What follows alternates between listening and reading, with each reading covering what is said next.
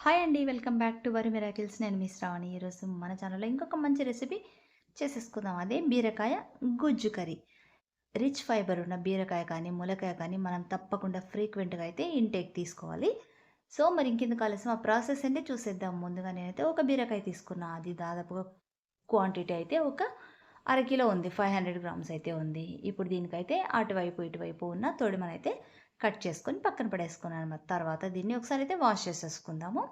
Wash చేసుకున్న తర్వాత దీనికి పీల్ తీసేసుకుందాం. పైనున్న చెక్కును మొత్తం తీసేసుకుందాం. మరీ అంతా తీయనక్కర్లే, కొంచెం తీసుకున్నా సరిపోతుంది. ఎందుకంటే మనకు ఈ పొట్టు అనేది ఉండాలి ఖచ్చితంగా. ఈ తొక్క అనేది ఉంటేనే మనకు ఇది రిచ్ ఫైబర్ ఉంటుంది కాబట్టి కాన్‌స్టిపేషన్ కానీ, తొందరగా డైజెస్ట్ అవ్వడానికి కానీ ఇది బాగా హెల్ప్ అయితే అవుతుందనమాట.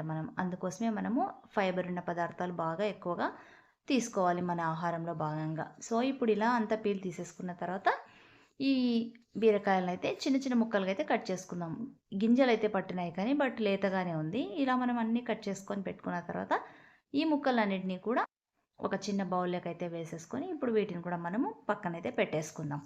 తర్వాత ఇప్పుడు ఒక చిన్న మిక్సీ జార్ తీసుకొని అందులోకైతే 2 స్పూన్ల దాకా కొబ్బరి పొడి అయితే వేసుకుంటున్నాను నేను. తర్వాత ఇందులోకి 1.5 స్పూన్ దాకా ఎండుమిర్చి పౌడరు, అలాగే 1 స్పూన్ దాకా పుట్నాల పప్పులు, 1 స్పూన్ దాకా జీలకర్ర అండ్ 5, 6 వెల్లుల్లిపాయలు.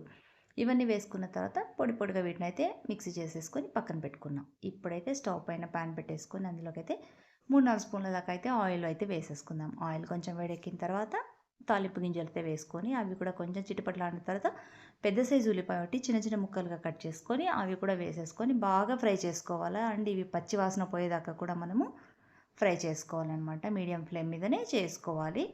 పచ్చి వాసన పోతేనే మనకు ఏ కర్రీ అయినా కూడా టేస్ట్ అనేది బాగుంటుంది. ఇప్పుడు ఇలా ఫ్రై అయిపోయిన తర్వాత ఇందులోకి మనం కట్ చేసి పెట్టుకున్న బీరకాయ ముక్కలు కూడా వేసేసుకుందాం.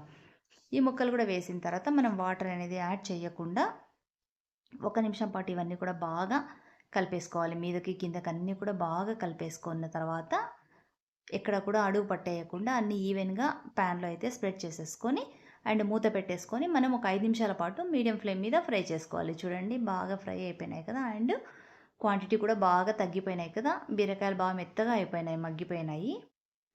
అండ్ ఇప్పుడు ఇందులోకైతే మనము తయారు చేసి పెట్టుకున్నాం కదా మిక్సీ జార్‌లో, ఆ పౌడర్‌ని అయితే యాడ్ చేసేస్తున్నాననమాట మొత్తం అంతా కూడా. మీకు ఎంత కావలిస్తే అంత బీరకాయలు తగ్గట్టుగా, ముక్కలకు తగ్గట్టుగా మీరైతే యాడ్ చేసుకోండి. నాకైతే కరెక్ట్‌గా అయితే ఇదంతా కూడా బాగా సరిపోయింది. అండ్ ఒకసారి మళ్ళీ మొత్తం అంతా కూడా బాగా కలిపేసుకోవాలి. ఇప్పుడు కొంచెం పావు టీ స్పూన్ అంతా పసుపు కూడా యాడ్ చేసేసుకుందాము. ఇది వేసి మళ్ళీ ఒకసారి కలిపేసుకుందాం అంతా కూడా. తర్వాత 1, 2 ఎండుమిరపకాయలను కూడా ఇలా చిన్న చిన్న ముక్కలుగా మనం కట్ చేసేసుకొని అయితే వేసుకోవాలి. పైన వేసుకుంటేనే ఈ కర్రీకి ఇవి ఫ్లేవర్ అనేది బాగుంటాయి. అండ్ ఒకసారి అంతా కూడా బాగా కలిపేసుకుందాం. మీదకి కిందకి అంతా కూడా ఎక్కడ అడుగు పట్టేయకుండా అంతా కూడా కలిపేసుకున్న తర్వాత మళ్ళీ దీంట్లోకి అయితే మనం రుచికి సరిపడా కాస్త అయితే సాల్ట్ అయితే వేసేసుకుందాం. ఇది వేసిన తర్వాత కూడా మళ్ళీ ఒకసారి అంతా కూడా బాగా కలిపేసుకోవాలి.